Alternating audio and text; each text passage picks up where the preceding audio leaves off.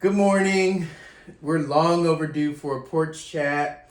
We are inside, so this is a inside porch chat. I'm with Wendell, who you all haven't seen in a while. Happy Mother's Day. Welcome to the Scott of it all. Wendell reached out to me, was it yesterday? No, it was Friday? Friday. I don't know. It was a few days ago. And wanted to have a conversation about his genetics. That's what I'm gonna say. So, and I'm just gonna leave it there. Because I know the whole story, but we're gonna talk about it. And I think it's kind of. I was thinking about it this morning. How appropriate it is that we're having this conversation on Mother's Day, because the topic of this conversation is about family and our genetics and just finding your tribe and filling in the gaps and figuring out how you are and why you are the way that you are. Is that right? Yeah, I think that's a good start. So tell us about your how you started down this path. Yeah, so during the pandemic, like most of us, I was trying to figure out what to do with my newfound time and in the house. In the house. And years ago, I had started my building out my family tree. Mm-hmm. And so I thought I would get back to it because I hadn't done, recent years, I would say, like generations that are more recent. I hadn't filled in their names and on the tree. On purpose? No, I just hadn't had time. Oh, okay. I really hadn't worked on the tree in years. I just stopped working on it. Okay. And so I thought I'd get back to it. So I did get back to building out the tree during the pandemic. And I recognized that I wanted to know more about my mom's family. I wanted to find out if I could get more information about my mom's family. So let's go back. Let's go back a little bit. Let's lay the foundation of your mother and your father. Oh, okay. Well, until recent, I didn't know who my father was. But you did know your mother. I did know my mom. Yep. But your mother did not raise you. No, I was raised by my grandmother. You were raised by your grandmother, and your mother subsequently passed away. Yeah. And you never got the chance to ask her who your father was, or I asked. You did ask. Yeah. Okay. And she just brushed it off. Okay. All right. Do you want to talk about like your mom's situation, or? I guess. You mean in terms of, so my mom was addicted to drugs? Yeah, but I didn't know if you wanted. I was Oh trying to yeah, be I'm respectful. okay with that. Okay. Yeah. So my mom had moments where she had kids and would be on drugs, and she would have good and bad moments. Right. And as we all do. Yeah. And when she would have bad moments, and if she had kids, my grandmother was like, send them up to Georgia. So my mom was in Miami. Yeah, and so that's how I ended up in Georgia with my grandmother, as well as my other siblings. Right. Yeah. Okay, so let's didn't know who my dad was. Right. I asked my mom, and she just brushed it off. She didn't really like brush it off. She was just like, she was detached from it. I don't know what it was. Her comment was, everybody, all you need to know is everybody ain't able. And it was just like, as a kid, that didn't mean anything. Does it mean something now? 'Cause I don't know. Yeah. What does that mean? It means something now because I've gone on a journey to try to learn more about my mom. Yeah. And she was Just so everyone knows, Wendell's mother passed away, or you went to live with your grandmother, just to put things in context, when you were in high school. No, I was younger. I was Oh, in you were elementary younger? school. Oh, okay. Yeah. Oh, I thought you were in high school for Mm-mm. some reason. Okay. No, I was Because in elementary I school. only know, the reason I thought that is because you talk so much about having to take care of your sisters and be Oh, I was responsible. young. I didn't realize that. Yeah, for some I was- reason, in my mind, I thought you were in high school. I was young Oh, okay. taking care of folks. Wow. Okay. Yeah. So you basically were the man of the house at a young age. Yeah, I didn't see it that way, but I guess. Yeah. I don't know that because the duties that I had weren't manly duties, But they were more than a child in elementary school Yeah. would have. Yeah. Yeah. Like one of the duties that I had was growing up or when I was younger was my grandmother didn't believe in Pampers. She only used cloth diapers. one? Yeah. Oh, So wow. like I grew up in rural Georgia. So Yeah. my grandmother was, and she didn't have a lot of money, but what she knew was diapers. She didn't know Pampers really. Sure. And so diapers require cleaning. Yeah, because And that people was- that had diapers had a diaper service that picked up the cloth. That diapers. was me. Oh. Well, I would say by the time... Kids today probably have no clue what we're talking about. Yeah, the cloth diapers. That had the have diaper pins. on the Exactly. side, Yeah. And you clean them out and reuse them. That's right. And there was no diaper service In rural Georgia. Ryan, Georgia. Right.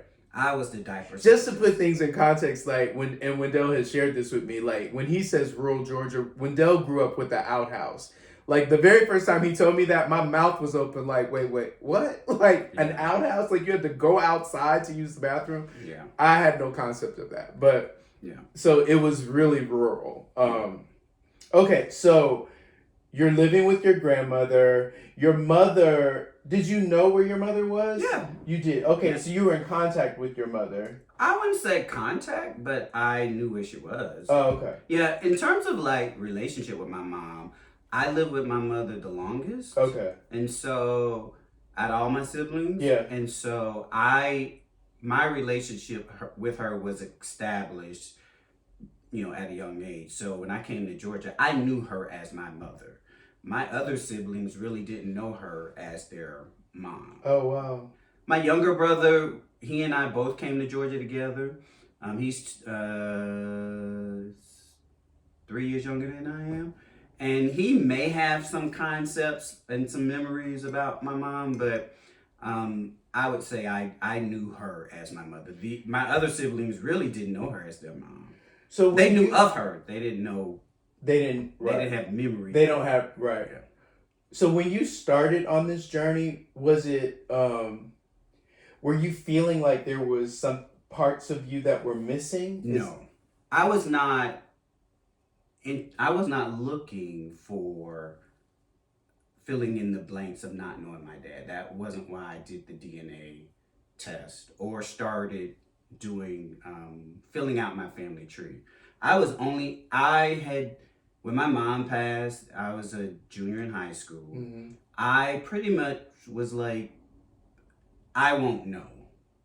Like You had resolved with yourself that Yeah. you would there would be this unknown, ambiguous portion of your life that would never get solved. Yeah, I would say that there was never any real interest, I would say, in trying to find out. I grew up with a lot of male figures in my life. Yeah. My great grandfather lived next door. As you know, I had a cousin who was actively involved in my life. And so there was no absence of male presence in my life. So I didn't necessarily... It's still, like, I don't think that the presence of a male figure in your life does not, well, at least to me as an outsider, it does not negate knowing who your dad is. Like, because... like we've talked about the fact that there are, because you said to me once we were having a conversation that there are things that you would do that would be separate, a trait of yours, and I can't remember specifically what you said, but there was something individual to you that you would do that your sisters or your brothers never did, and you would wonder, do I get that from my dad? Yeah.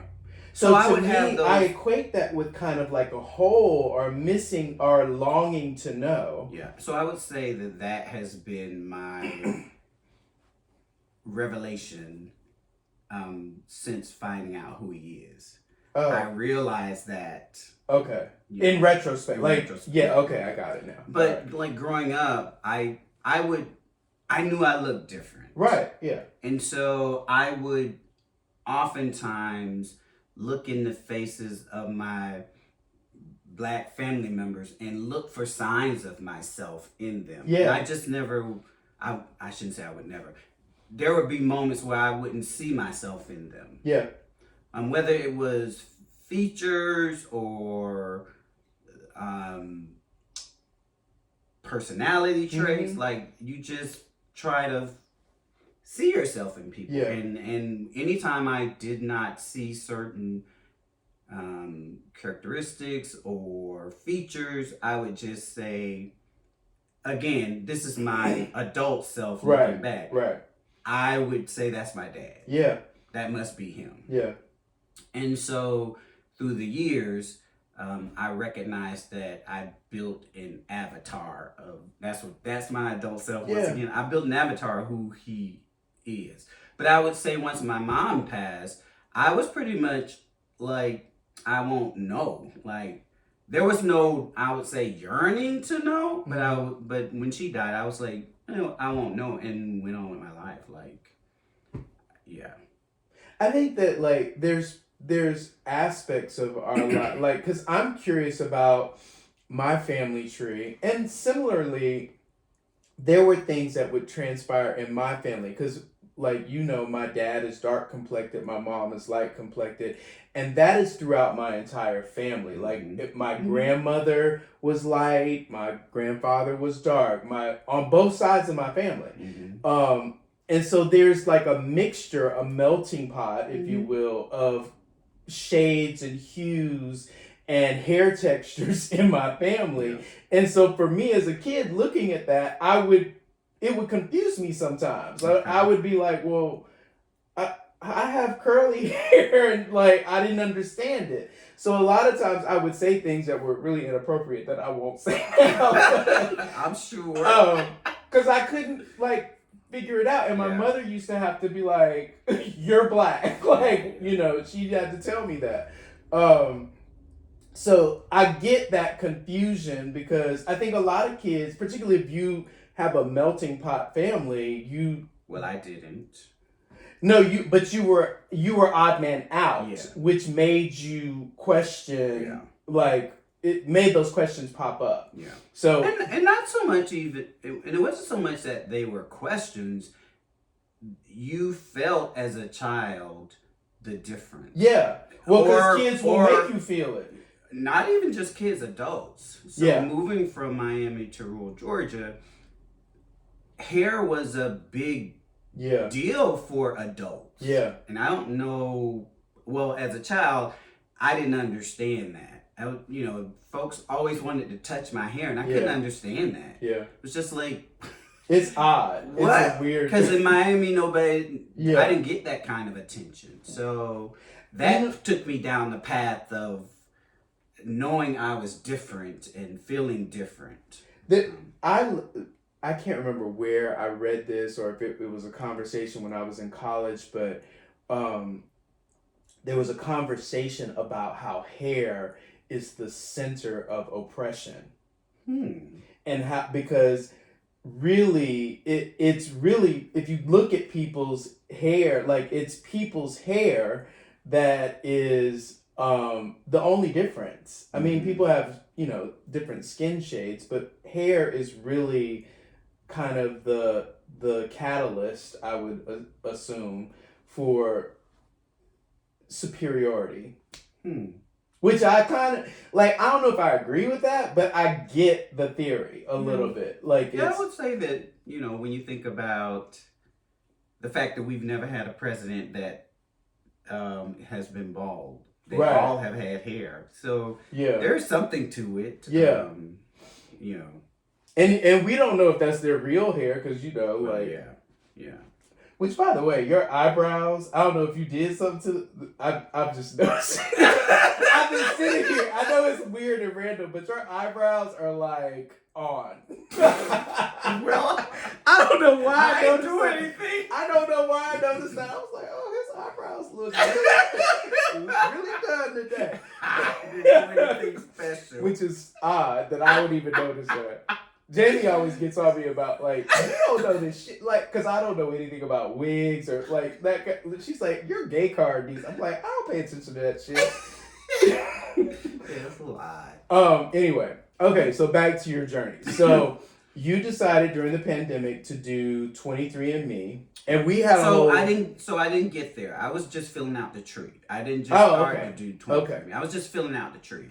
And I wanted to know more about beyond slavery. I had done on my mom's side as far as I could go, right, via records. The record, yeah. And I wanted to learn more, and so I paid a consultant through Ancestry. I was doing Ancestry, so I put found a consultant through Ancestry, and the consultant asked, what do you want to find out? And I told her I want to find out, more about my mom's family. And so she came back, I had done a lot of research. She was like, okay, first I need to look at what you've done. When you say consultant, are they like a private investigator? I'm genealogist. Oh, okay. Or I guess, okay. Yeah, they just do research. Okay. And so, a research consultant, I guess. And so, she came back and she was like, okay, you've done a lot of great work, and this is what I can do, and this is how how much it'll cost. And then she was like, I noticed you didn't have anything next to your father's, in the block for your father, and did you want to find out anything that, try to search for him? And I was just like, I guess, I mean, yeah, if you can. So essentially, I knew that, Ancestry gives you your African, or where you're your from. Lineage. Yeah.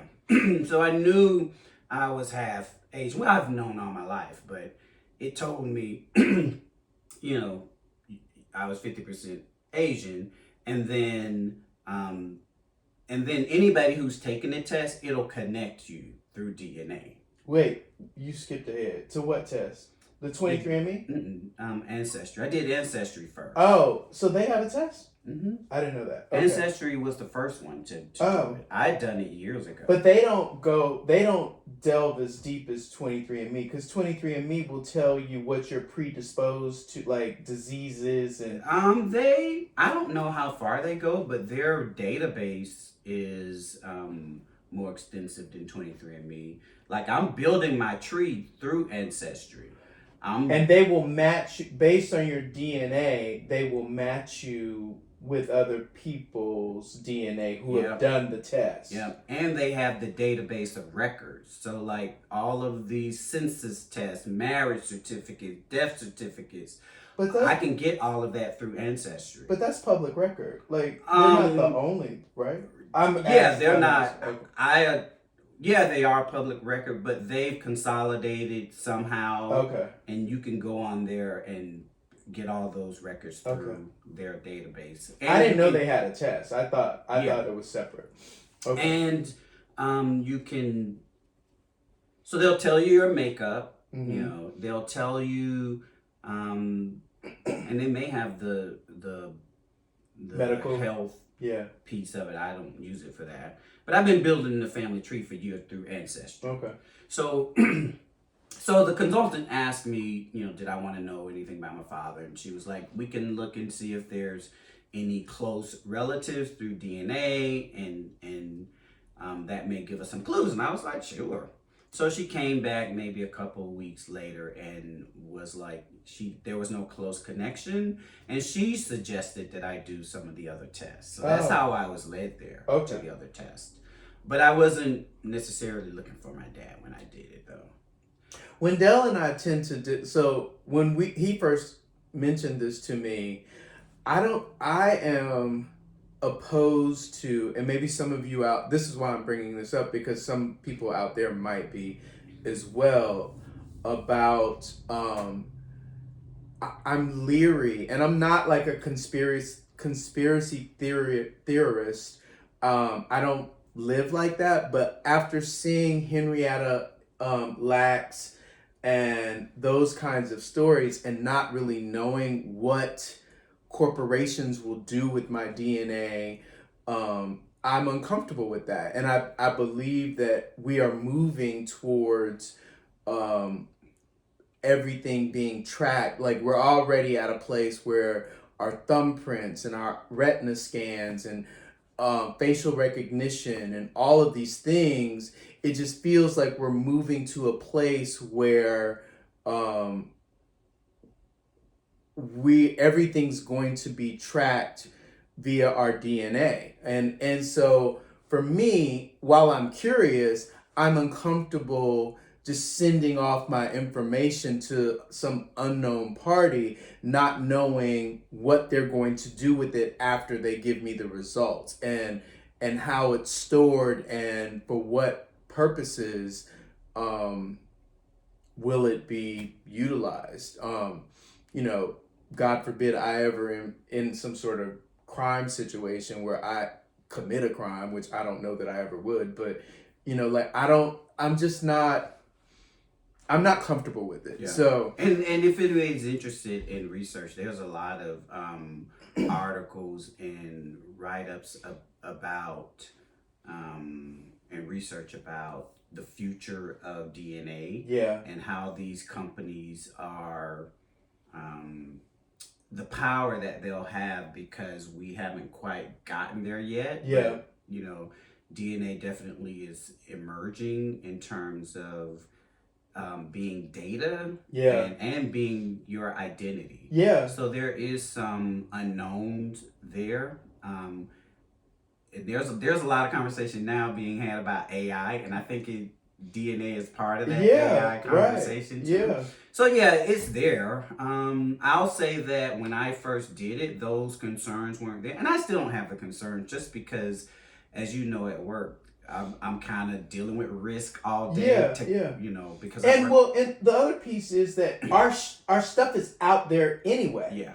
Like, most of our stuff is out there. That's right. And so for me, it's kind of like, whatever I can control, I'm gonna try to control.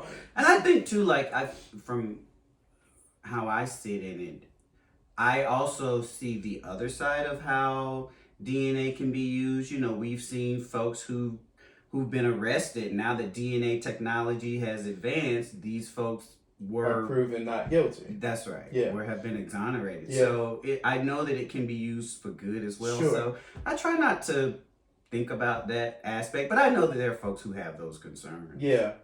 Okay, so at her recommendation, you did the other test. Yeah, 23andMe. And then you were matched. That's right. I was matched with 3 guys who have turned out to be nephews. And they are of what ethnicity? And they are Asian. Okay.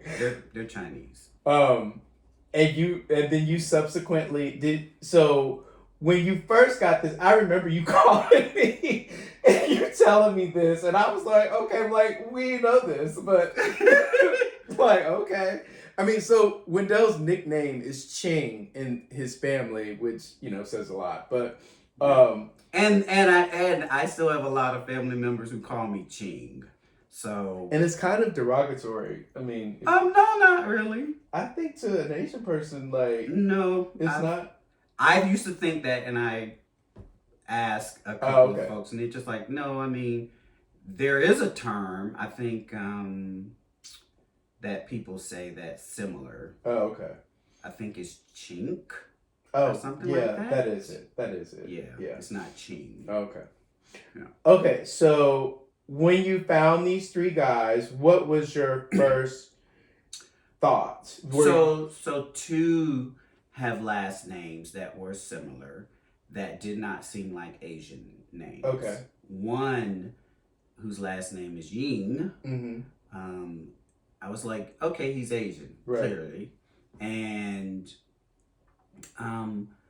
when you go on these sites, you can determine how much information is shared. Just like any social site, you determine how much you share about who you are, your background. Sort of like Facebook, you can say what you can tell people as much about yourself as you want them to know, or as little. So 23andMe will only match you with other people. Like, let's say you and I have a similar DNA makeup, but because I haven't done 23andMe, I would not come up. Right. Okay. If you haven't done it, it won't would match. not. Right. It would only match match for people who've done the test. Who have done the test. Yeah. Okay. Who are in their database. That's right. Okay. That's right.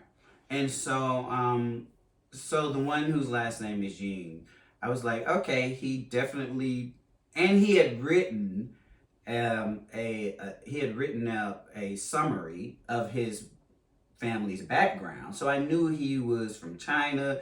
He told about his mom and dad. So I was like, oh, let me pursue him. And so question. The other two, did it show that the other two guys were related to him? No. But it shows no relationship other than it told me close relation. That's all it said. Oh, that's all. Did it tell you the percentage of the close Yeah, it gives you a percentage of DNA that match. You share. Okay. But that doesn't mean anything to me. Okay. It may mean something to folks who study stats or something. Statistics. Yeah. But I knew that close meant close. It can tell you parent-child. That's the only relationship that it can tell you. Absolute. That's right. The okay. others, it can't tell you. Okay. So it said close relation. Okay. And so I was like, oh, okay. So once I had his name and had his background, I'm just like, let me Google him. And I did. And I found him on LinkedIn. Mm-hmm. And before that, I sent the message. You can send messages to the folks on 23andMe. Oh, okay. On their app. So I sent messages to all three. And maybe like a week went by, or maybe not even that much, but some days went by, and then I Googled him and found him on LinkedIn. And because he had done a write-up, I knew it was the same person on LinkedIn. Okay. And I sent him a message on LinkedIn. And when when I sent him a message on LinkedIn like, hey, we have DNA match on 23andMe, he immediately responded back, you must be mistaken. And so when I told you the story, I was like, yeah, he probably looked at this black face and was like, no.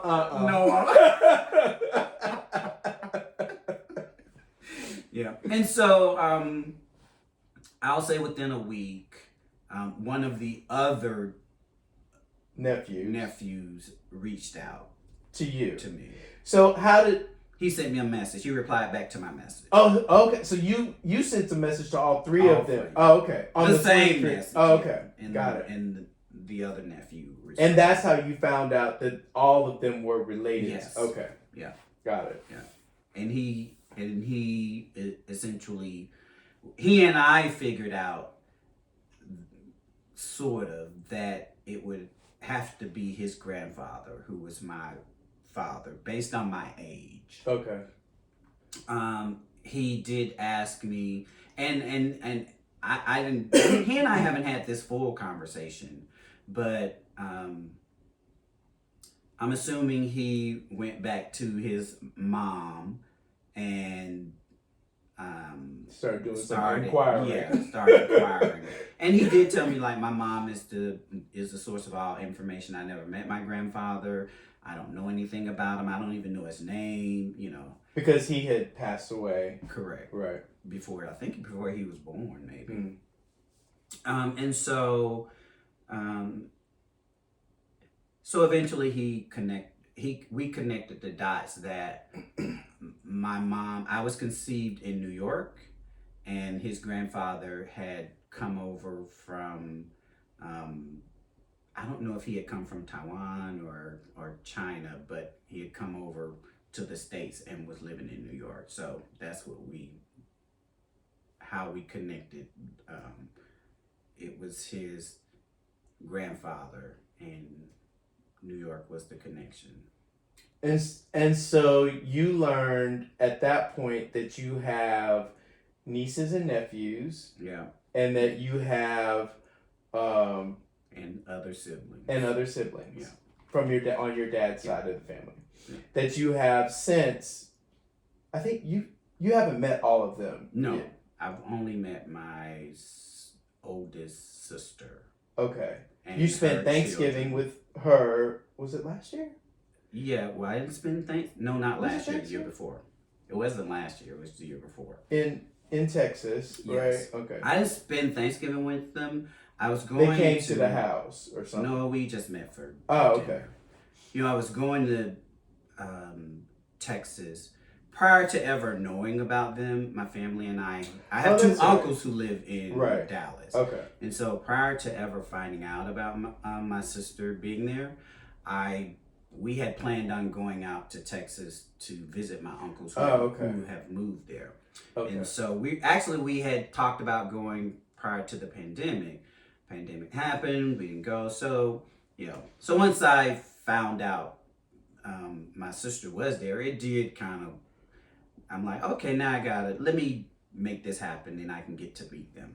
But what's interesting about this story is, so when you discovered this, then you started incorporating your Asian heritage into your life. Like, you started doing. Did you do that boat race? Did you know? No, I did that prior to knowing. Oh, okay. But then I did do it thinking I want to lean into it more. Right. So I joined the Asian Infinity Network at work, and so I was trying to learn more, about that, about the culture.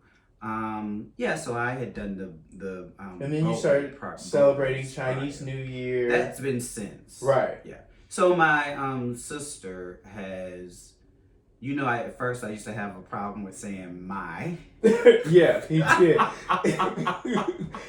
forget what you said, and one day I was on the phone. I was like, "That's your sister." Like, what are you saying right now? It didn't feel right to say my sister because I didn't know her initially.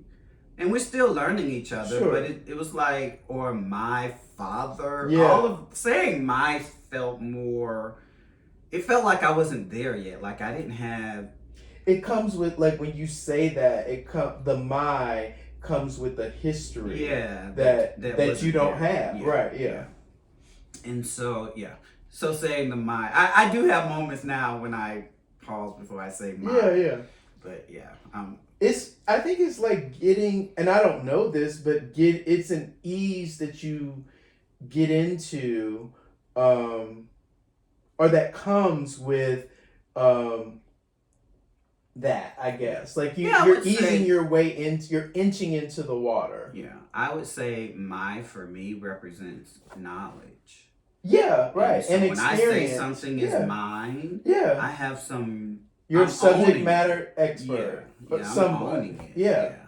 And I didn't feel I knew enough to.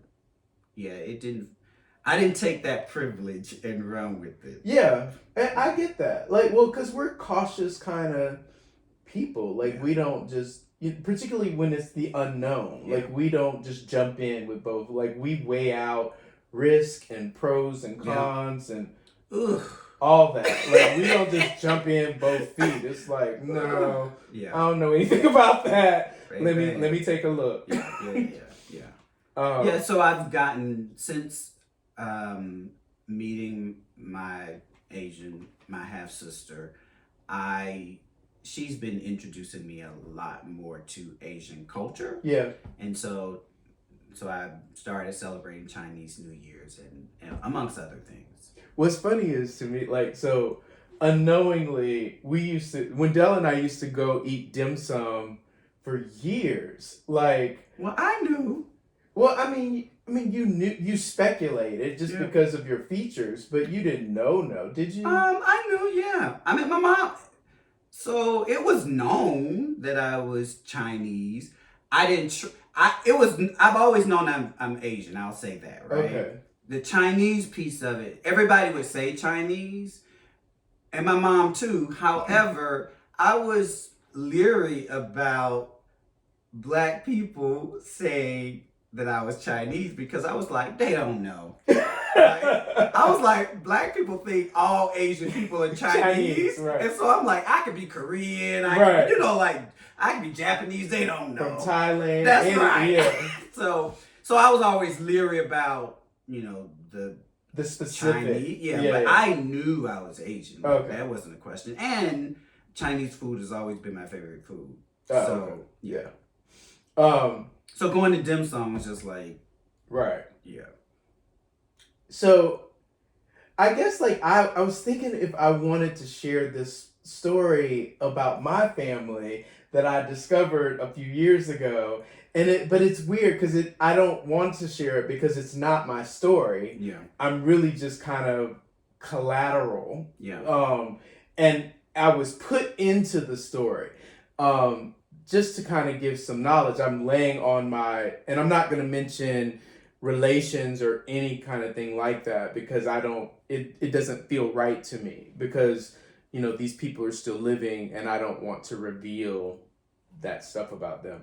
So I'm on my sofa watching TV and someone reaches out to me on Facebook saying that they are my cousin. And I had no knowledge of this person. I have a very small family. Like my dad is an only child. My mother has 2 sisters that do not have kids. So I have a very small family that I know everybody in my family. And this person saying to me that they were my cousin, I was kind of like, well, how and who? And, so it turns out they were my cousin and that someone in my family had a child without ever telling anyone, and had the child at the same time that my mother was pregnant with me. They told someone you just didn't know, right? No, my mother didn't know. There were lots of people in my family that did not know. But some people knew, right? Some people did know. Yeah. That's true. Yes. Yeah. And they kept the secret, which, black people, we do that. I don't know why. But well, given the times, probably everybody did it. That was the social norm. Yeah. Given the circumstances. Which also even my mom and dad are very they're not. I won't say they're secretive. They just are not open about stuff that.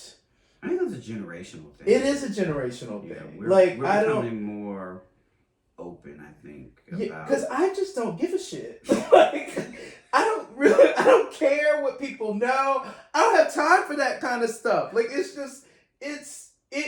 It festers inside of you, I think.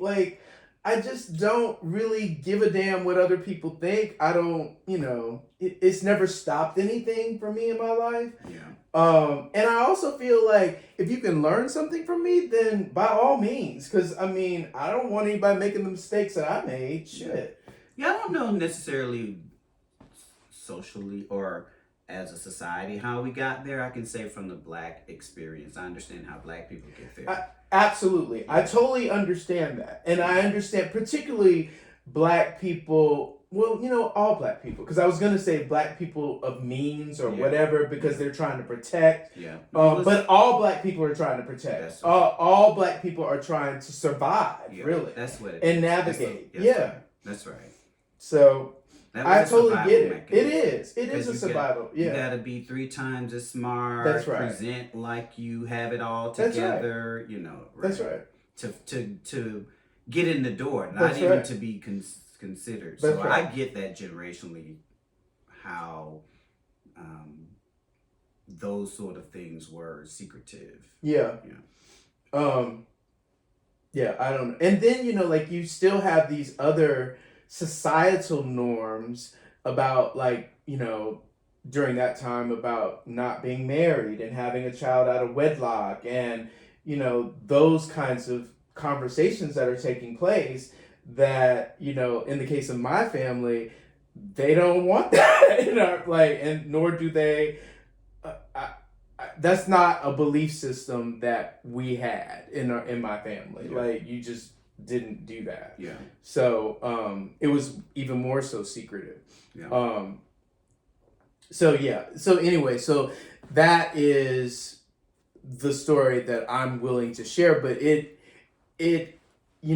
caused my mother some kind of to feel some sort of way about stuff, and me to feel some sort of way about stuff, and just to try to figure all that out, because here's this new person in my life, and there was a lot of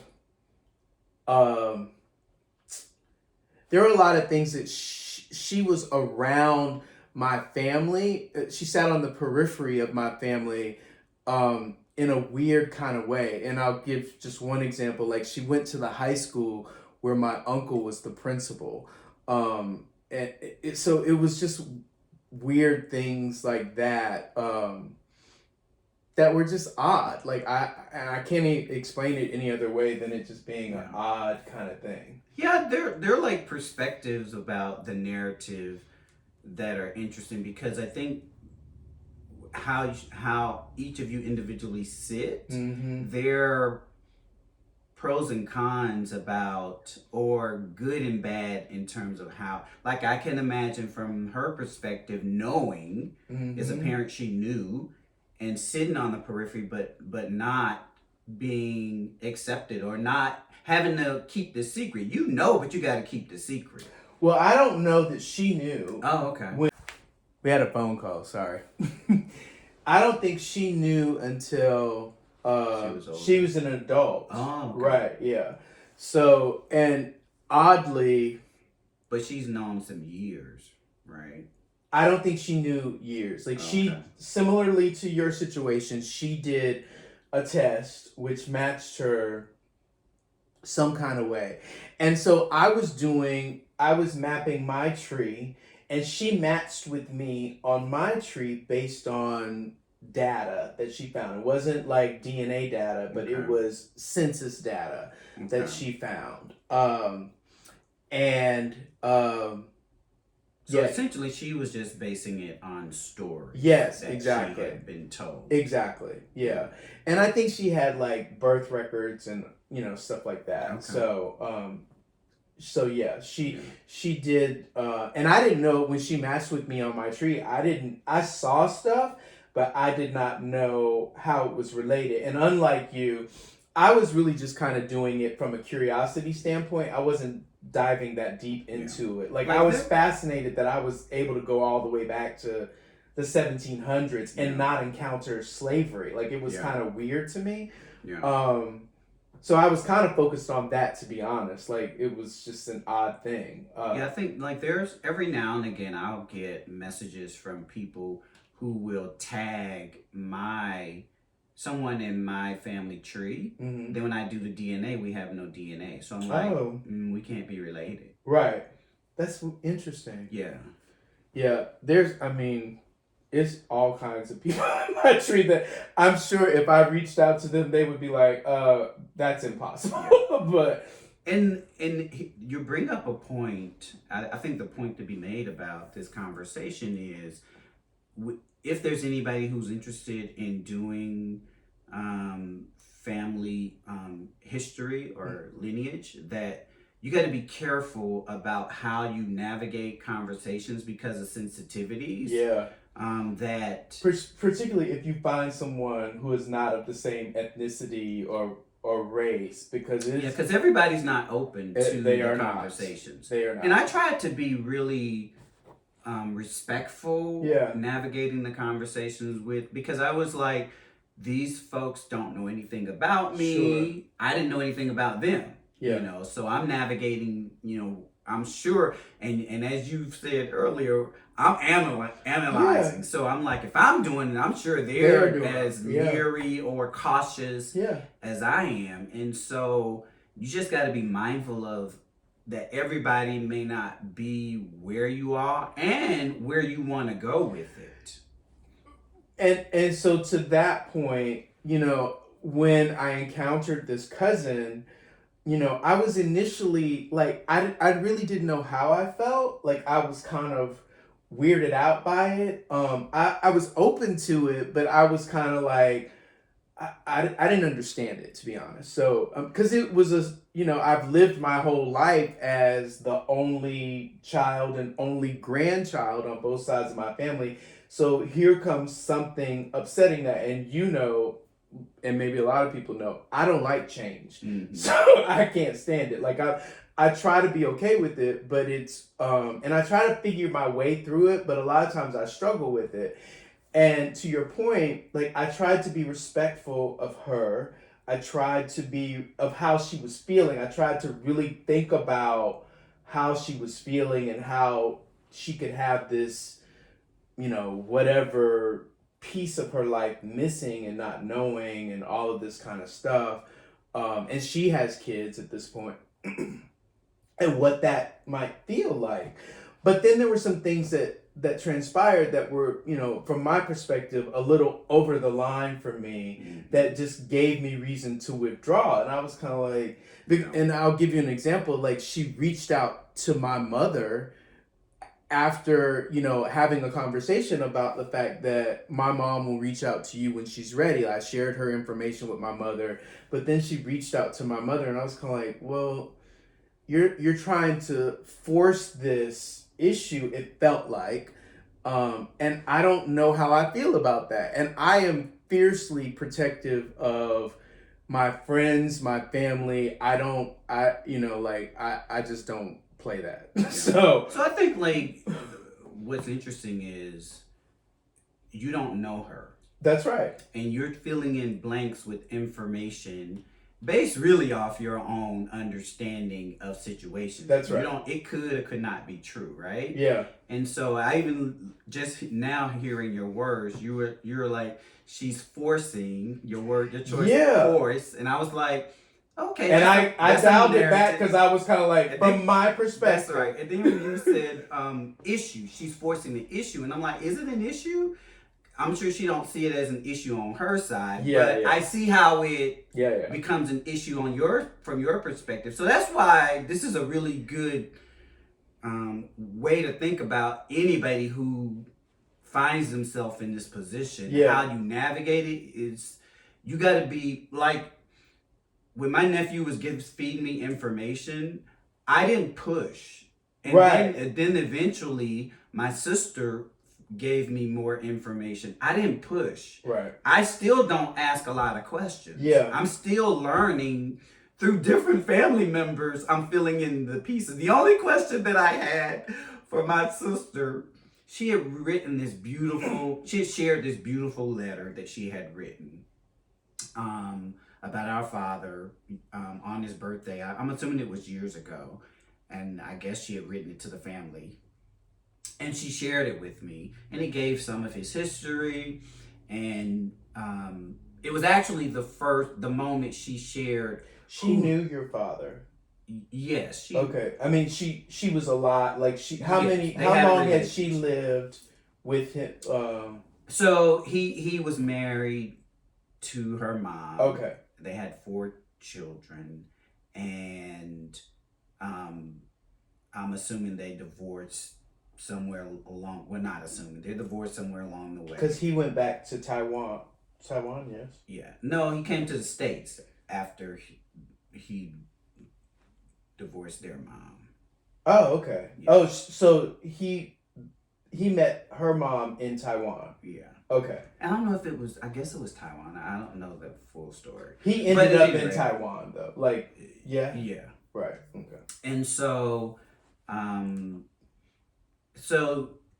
they were young when he left. Okay. And came to the States, so they didn't know him as, as they're growing up and have some understanding. I'll just say she said in the letter, we didn't know him as well. We didn't know him. It gave me the feeling in a father way. Yeah. In a fatherly way. Yeah. Like being in the house and knowing him. Right. And so, but she shared the letter with me, as well as pictures of him. And she had taken a picture of me. This is early on. She had taken a picture of me off of Instagram and then posed it in pictures of him. Oh. And that's how she introduced him to me. That's nice. That's really sweet. It was. And I'm on the sofa watching TV when I get it. I remember the day and moment, and I'm just like, I see the picture and I'm, heart start racing. And there was a point I was going to make. I forgot the point I was Well, we were talking about like how you get to certain places and how being cautious with interacting, and I used the word. So she shares all the she shares this beautiful story, shares the picture, and then we begin to communicate. So this is the first time I'm really communicating with my sister versus the nephew. Okay. And we start communicating. I don't ask questions again. I'm trying to be sensitive. Yeah. Scott, I started the journey just wanting a name to put on my family tree. Oh. At that point, she had not shared the name. Oh, wow. But she had shared the pictures. That's funny. And I was like, I still don't have a name to put on my family tree. And to be honest with you, it was all I was in search of. Wow. Yeah. And so the point is, intuitively, it might have been all you were in search of, but if you had the name, in theory, because of how ancestry is, all this other information most likely would populate. Yeah, if depending on how much is available. Right, and you can connect to other people's trees, and if they populate it, you can pull their information in. So So I was just, making the point, like, navigating sensitivities is important in doing this having this kind of engagement and I can be sensitive to a certain point. Like I have a stopping point because then I get irritated and then it's like, okay, I don't have any my patience is gone. I only have a certain bandwidth for sensitivity. That's right. And I was really cautious earlier on because, again, I was really, honestly, I only wanted a name to populate and put on my family tree. That's all I was in search of. Yeah. So finding a whole family, I never had a thought about other siblings or... It never dawned on you? No. So I think like for this cousin of mine, she was more, or at least this is what she said to me, that she was really interested in about her journey started because of her medical history. And she wanted to know things as she was getting older, like things that she could be predisposed to. Sure. And so that never entered your mind, like... Yeah, like you go to the doctor and they ask you and I just say, I don't know my father. Right. And so I did. It did feel somewhat... I did feel a little better the next time. I ran to the doctor once I found out because he passed away from a heart attack at 51. Right. And so I ran to the doctor like, you need to know this. And my doctor was like, he just looked at me like, okay. And I'm like, this is new information. He was like, Wendell, you been coming to me. We know everything there is to know about you. He was like, I'll notate it, but you're good. I was like, you don't need to check nothing more with my heart. He was like, we check everything there. It's like, you come in every year for a physical. I see you, I was just like, okay. It's like Jamie, every little thing, she's just like, I'm like, and I mess with her at this point because I'm always like, well, it could be cancer, Jamie. Because she wants to run to the doctor for everything. I'm like, just calm down, damn. Yeah. But I guess, there are things you can find out. Yeah, I agree. I did find out one thing. It's so interesting how we talk about family history and family secrets. Yeah. And this isn't necessarily a secret, but on the journey. So I'm during Thanksgiving, we're having a conversation about me meeting my Asian family, and my uncle started telling me stories about growing up that I never heard. And I'm just like, he was like, yeah, you used, like I'm lactose intolerant. He was like, yeah, you couldn't drink milk when you was young. We had to buy special milk. I was like, nobody told me that as a child. I learned that as an adult. Wow. I was like, so all these years, That's funny. I've been drinking milk and didn't know. Well, I was allergic to milk as a baby, and I knew that. Well, I couldn't. He was like, yeah, we had to buy all that expensive special milk for you. I was so just funny. like, I don't think my grandmother knew that. Nobody told although, I wasn't a baby when I came to my grandmother, but still, it's like. Yeah, I think it's interesting, like, how people don't understand, like, they think that they're protecting you as a child, like their intentions are good, right, but they're actually doing you a disservice by not sharing as much as they can with you. I'll say that some things, particularly this conversation with my uncle about the milk thing, it wasn't something that mattered, right? Yeah, like they didn't view it as something relevant. That's right. Yeah, right. But it is. It is right. Yeah, and especially when you're someone who has a gap. Right. Yeah. And I wasn't necessarily as a kid. I guess I was searching. Yeah, I think family sharing history and not having secrets as much as you can, like, it just helps, particularly when you have children who are byproduct of that history, or those secrets. Like, you gotta handle those. I don't even think it has to be secrets. Like, it can be everyday. Because remember when I first told you about my aunt from Hidden Figures, and you asked me something about, well, did your family know? And I said, well, yeah, we knew that she worked for NASA. We knew all that. My mother used to go with her to the wind tunnel. And you said something about, well, I wonder why. It was something like that. And my response was, I think because I have a lot of people like that in my family. I wrote about, like, I have a lot of first black in my family.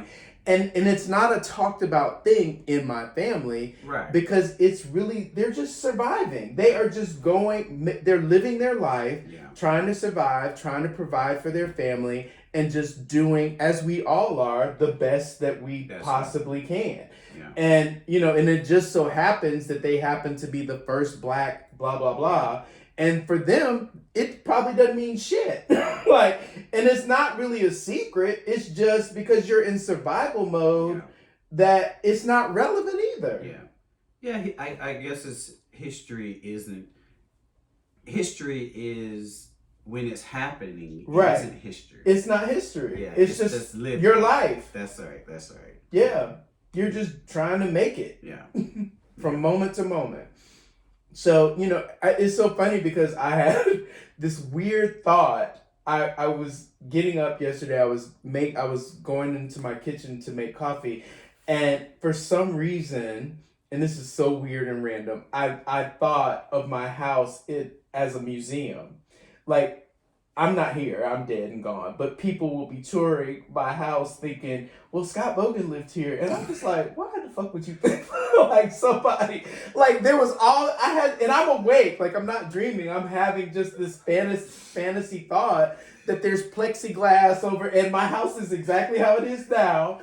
And there's plexiglass, and people are touring through my house. Like, I'm like, what is that about? I don't know why I had that thought, but I did. So, yeah. But, and I'm just living my life, trying to do the best I can. Yeah. So, anything else you want to talk about? No. I'd like to add that, in terms of my family, they've been super supportive on both sides, actually. Yeah. Super nice. So as I'm learning, my Can I say, like, not to interrupt you, but I want to say the reason that we are having this conversation is because there were a lot of people that don't know this Yeah. story that were inquiring because Wendell just came back from a trip to California where he met with his nieces and nephew, and he was posting pictures, and people did not know what the pictures were about. Yeah. So I've been sharing pictures of the journey. I've just never told the story. Yeah. To at least on social media. Yeah. I've had the conversation individually with people. Sure. And shared individually with people. And I shared it with my mom's family. When I originally found out, we had during the pandemic, we had a Zoom call and I shared it with everybody there. So I'll say that a lot of people know who are close to me and that I talk to. But I'll just say on social media, I haven't shared. So every now and again, I'll get a note or a message from someone asking me, who is that? Or, like when I celebrate Chinese New Year's, they're just like, okay, well, what's that about?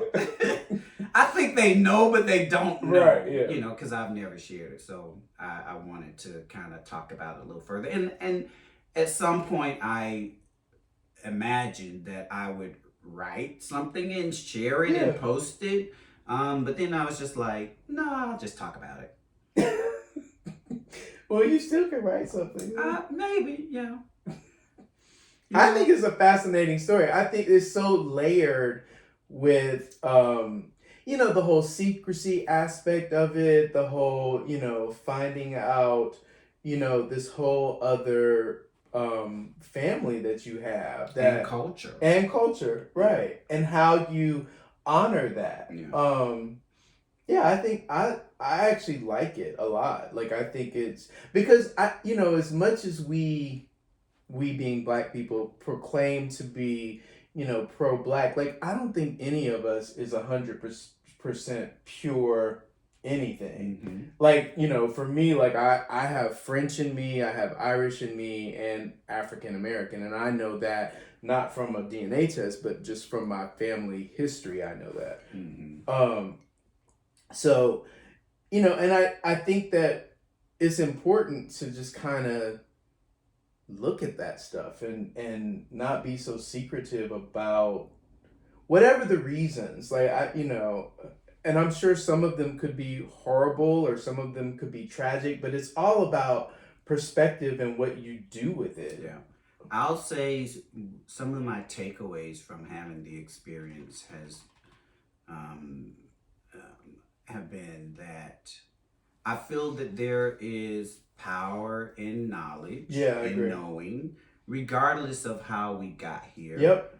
And I'm sure that we still don't know how my mom and dad met. Yeah, right. That's still outstanding. Yeah. I have some perspectives, and some information there, but nothing that can be substantiated. Right. So yeah, but there's just knowledge in having that information, or knowledge is power. The other thing that I've kind of learned through the process is that I didn't realize, I didn't feel like I wasn't whole. I felt like I was whole. I feel like it's been a bonus just knowing.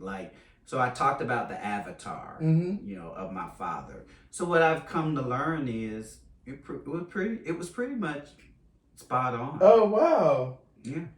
Wow. And so DNA it's interesting to me that my life mirrored his life in some ways. Yeah. And I didn't even know him. Wow. Knew nothing about him. So it's almost like a full circle moment, because when you are as an adult and you in retrospect had those moments of maybe that's my dad, it turns out it is is your dad. Yeah. And I think that I probably leaned into it when I think about it.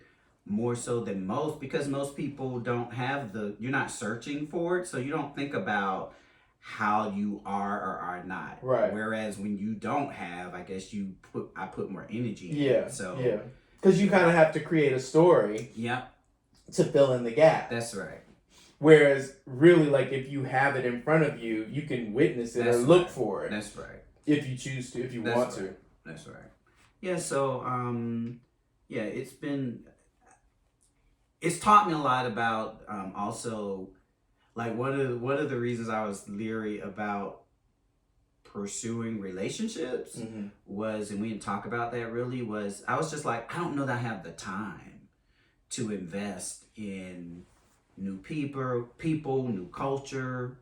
I was just like, it is a lot of energy, particularly at our age, to like, because it does take a lot of, well, first, I mean, because we're both very intentional people, like, you have to intentionally foster and nurture these new relationships that require a lot, and maintain your existing relationship and your existing family in your case. So so like, we made the point about me going to Texas to meet the sister. The reason I wanted to say no, I didn't go to meet my sister. I don't know why I told I thought you were, because I remember you rented the house, and I thought that but I do remember your Aunt Lee and everybody going there. The point of that was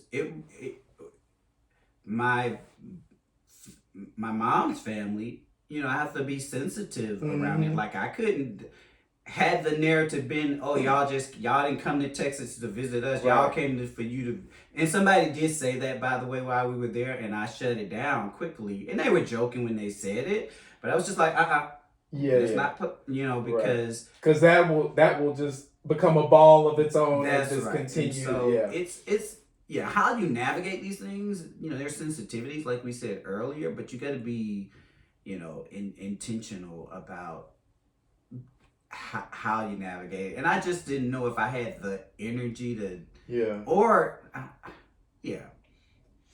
I mean, because Wendell and I have conversations about, one, how tired we are all the fucking time, apparently. And it honestly just takes a lot of energy just to get up and participate. For me, I don't know about you, but like, go to work and, maintain a house and just all the things that we have on our plate. It's a lot. So I get what you're saying. It's like, for me, it's like, you want to be a leader in the family, you want to be a leader in the community, you want to be lead at work. So it's like, it takes a lot to get up and then to juggle all these balls. So it's like, do you want to add something else to the and you already have some, or at least for me, I have some areas of my life I could improve upon. Like, I'm not showing up 100%. Sure. And as I get older, I don't have all the energy and stamina I used to have. Right. Like, I was in the yard yesterday. That's probably why this morning I came in like, I don't know if you was like, what is wrong with you? Like, I'm not a morning person, but also I was in the yard all day yesterday, so the body is tired this morning. Yeah. So. Yeah. Like, I could be in the yard, but I wanted to yesterday, but I looked out the window, was like, not today. I don't even feel it. Yeah. So.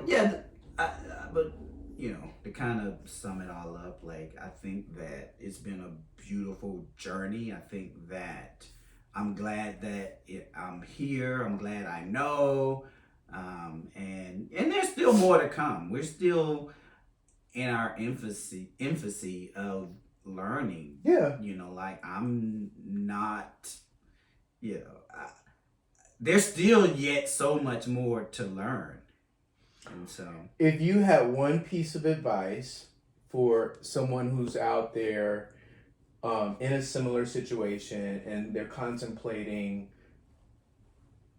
taking a step on this, like doing 23andMe or figuring out who their family is, and what would that one piece of advice be? If you have a desire, I'd say do it. It's, again, knowing versus not knowing, I know what both feel like and are. I think there are more benefits in knowing than not knowing. Yeah, there are risks in doing it. Yeah. But for me, the risk of the knowledge and power that I now have and having more, I'm going to say family and people support, who can tell you more about who you are. Yeah. You know, knowing yourself is a large part of this journey that we're on. We're in search of knowing more about ourselves as we get older, and you get closer and closer, I think, the older you get. And so yeah, I would say do it if you have a desire to know. It's interesting. I'm listening to you say that and applying it. Like, I think one of the reasons you were inspirational to one of the reasons that I decided to year before last when during Black History I wrote on Instagram all these stories about people in my family, and I did that because of Wendell, and not really subconsciously I did it because of Wendell, because I think that we don't tell the stories that we know, and I know the stories, like, and there are books with my family in it, and I don't really talk about it because it's not. It's just, again, it's my life, and I know these people that exist in my family and whatever. So there's no reason for me to talk about it, but there is a reason to talk about it because you should share their stories. That's right. These people were here. That's right. Mattered, and they're part of and you. They're part of me. Yeah. That's and right. They help inform who you are. That's right. You wouldn't even be here if they didn't exist. That's exactly right. That's exactly right. And it also, it helps my friends better understand how I am and the way that I am. That is absolutely correct. Because, you can learn something about how the people that were around me that were forming me, directly and indirectly, they were molding me and teaching me. Wendell has this thing with me about how I walk into places and I always look and act like I belong there. Well, that's because of all these people that taught me that I belong wherever I am. Yeah. And that's it. I wasn't raised to lower my eyes or to be meek, and I was raised to walk in with my head up and make eye contact, shake hands, and I belong there. That's right. And it came from those who came before you. That's right. Yeah. That's absolutely right. That's right. And I wouldn't know those stories. And so I think it's important to share those stories in your family and all families, because whether you realize it or not, it is forming other people, and in a direct or indirect way. They may not act like they're paying attention, but they are absorbing it in some kind of way. Yeah. Yeah, and it's also informing yourself. Yes. Because sometimes we don't recognize why or how, and understanding that helps you determine, I now that I know how and why, is that what I value, and is that who I want to be, and I can make a difference to change if I want to. That's right. Yeah. That's right. Or I can just adjust it a little, tweak it, and to make it... Or be okay with it. Right. Yeah. Pass it down. That's right. That's exactly right. Yeah. All right. Happy Sunday. Happy Mother's Day. That's the Scott of it all. Enjoy your week, everybody.